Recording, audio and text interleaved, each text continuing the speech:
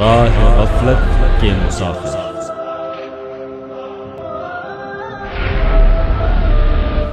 شیعہ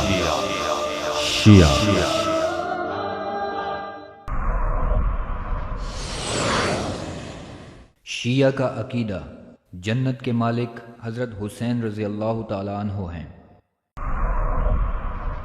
جنت کا خالق اللہ ہے، مالک حسین ہے۔ حسین نے اللہ کو جنت کی منہ مانگی قیمت دے کے جنت خرید لی ہے۔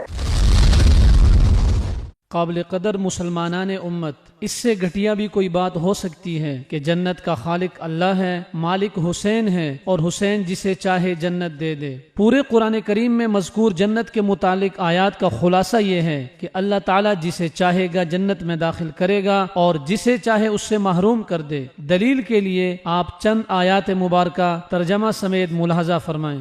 ان اللہ اشترى من المؤمنین انفسهم واموالهم بان لهم الجنہ۔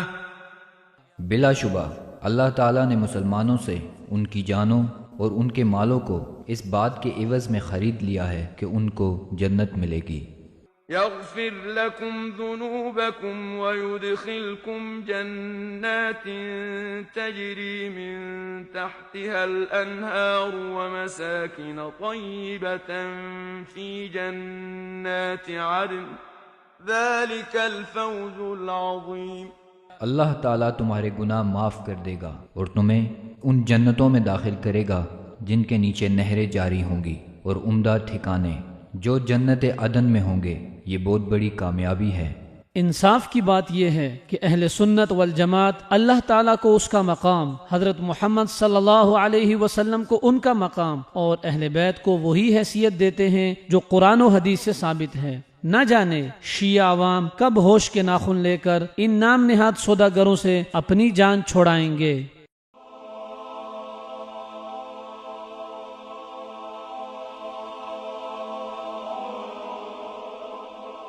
ایمان کی کرن، ہدایت کی شمع، وصال Urdu. la la la la